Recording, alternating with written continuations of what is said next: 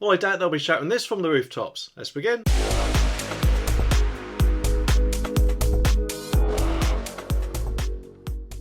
Now, when EVs first launched about 10 or so years ago, I think it was, I'm sure I remember them being marketed as travelling of the future, where you could do about 100 miles for about 20p or something like that. But fast forward 10 years and you will notice that they're not quite as great as they're advertised as, and if anything, they're just becoming a bit more of a pain in the arse. Well, from what I've heard anyway, unless of course you're lucky enough to have a driveway and a home charger.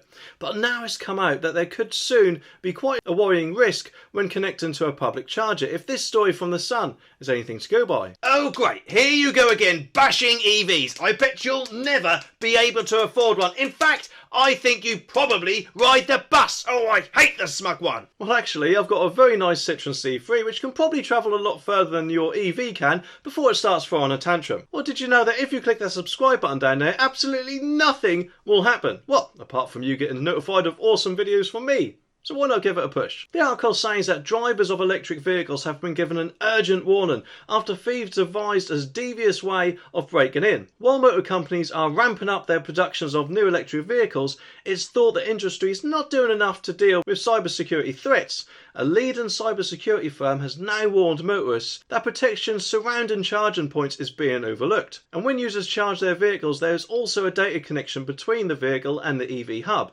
Charging stations are connected to the internet, making them vulnerable to being hacked by cybercriminals. Well, obviously 10 years or so wasn't actually that long ago, so you would have thought that they would have done something about this way back then, wouldn't you? And yes, I know obviously hackers have got more better with things, but in general you would have thought there had been some sort of basic protection around it. I mean, can you just imagine it? If these Just Stop Oil people, or maybe the future Just Stop Electric EV people, managed to hack in and then disable a whole county's grid, and then people would just be stranded, wouldn't they? They'll be stuck with £35,000 paperweights and will actually have to get the bus, which uses fuel. Either way though, that's probably no laughing matter, is it, if you think about it? Because the whole country could be ground to a halt, couldn't it? And therefore even emergency services like the police or even ambulances would be affected. So it's obviously very important that they sort out some protection of this as soon as possible. And actually, while they're at it, there may be another thing that they might have to sort out, because there's rumours going about at the moment, isn't there, that by Christmas, if things aren't improved, we could see blackouts between 4 and 7 p.m. or something like that, I think it was. So if we're not getting enough electric power through the grid now,